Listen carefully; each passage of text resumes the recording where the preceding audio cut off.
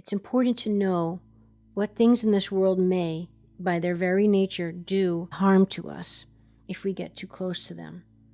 Not only is this an Apache story, The Boy and the Rattlesnake, a powerful story, but it can remind all of us to admire and respect such beautiful but potentially harmful human beings, as the rattlesnake from a distance is a reminder that life always holds some dangers.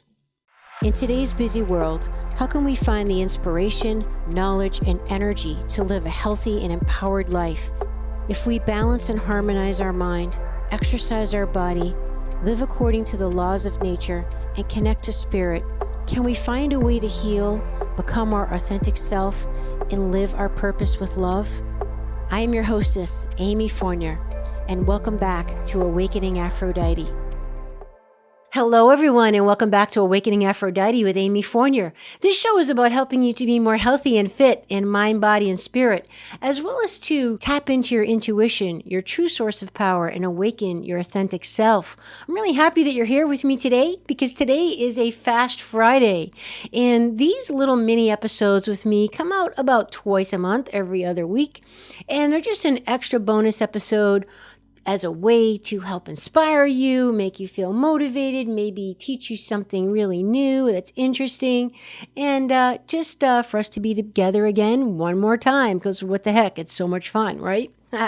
Well, the Fast Fridays are always about different topics, and today we're going to talk about a really cool story I came across. You might know I'm a big fan of studying Native American medicine and ancient culture wisdom, and particularly the esoteric mystery schools and all that, all the wisdom of the ages of days gone by that we probably would do best to bring back in our modern fancy lives.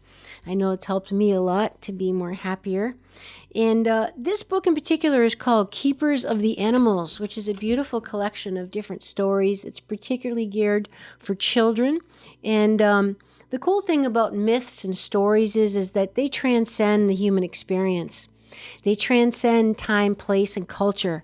And there's a reason why all cultures across the world have had myths. And not only do they have myths, but they have myths that are similar, and similar in the characters and the message and the drama. And, because basically myths are tapping into the collective unconscious, that of all these traits and archetypes that we all share universally as human beings, all in a experience in this physical matter body that we're having at the moment.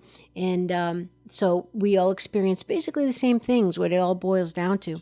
So myths and stories are powerful teaching tools as well as tools for self-knowledge and understanding. And I liked in particular this one story. It's short and sweet, but it's called The Boy and the Rattlesnake. It's an Apache southwestern tribe story. And again, there might be like different tribes and different cultures even that have similar versions of this story. I know that happens a lot. You just see the repeating themes. Like the names change, but everything's pretty much the same types thing. You know how that goes? Okay. Well, myths are no different. Okay, so this story is called The Boy and the Rattlesnake. Once there was a boy who was very soft-hearted. One morning, as he was walking along, he saw a rattlesnake by the side of the road. There had been an early frost the night before, and the snake had been caught out in it. The snake was stiff with the cold. The boy stopped to look at it, and feeling sorry for the snake, he then wondered what he should do. And then a wonderful thing happened. The snake opened its mouth and spoke to him. "Help me," the rattlesnake said in a pitiful voice. "Pick me up and warm me, or I will die." "But if I pick you up, you will bite me," said the boy. "No," said the snake, "I will not bite you. Pick me up, hold me close to you, and warm me, or I will die." So the boy took pity on the snake. He picked it up. He held it close to him so that it would be warmed by his body. The snake grew warmer and less stiff, and then suddenly it twisted in the boy's hands and whap! It bit the boy on the arm. The boy dropped the snake and grasped his arm, Why did you bite me? The boy said. You said you would not bite me if I picked you up. That is so, said the snake. But when you picked me up, you knew I was a rattlesnake. Ah, what is the moral of the story to you? Yeah, so human beings have created images and beliefs about animals based on whether or not any particular animal is beautiful, cute, or even homely or in an endearing way. We also tend to put great stock in an animal's interactions with non-threatening or helpful ways. So stories and myths can develop these impressions even further, extending out our acceptance or fear of animals, well-founded or otherwise, into the realm of fantasy. But animals are not made to appeal to human beings. Their appearance is the result of a body and behavior that help to ensure their survival. And I'll add, they all have a role in the evolutionary process, right? They all have a unique, important role, and different for that matter. When it comes to our aesthetic appreciation for animals, beauty is in the eye of the beholder, and truth is only revealed when we look beneath the surface. Acting on our beliefs about animals without looking at them rationally often leads us into making stereotypical assumptions that are not necessarily accurate, and in taking actions that are often unwise.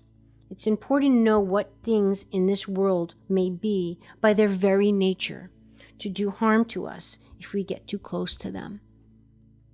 So that's kind of what the story is getting at, that it's important to know what things in this world may, by their very nature, do harm to us if we get too close to them.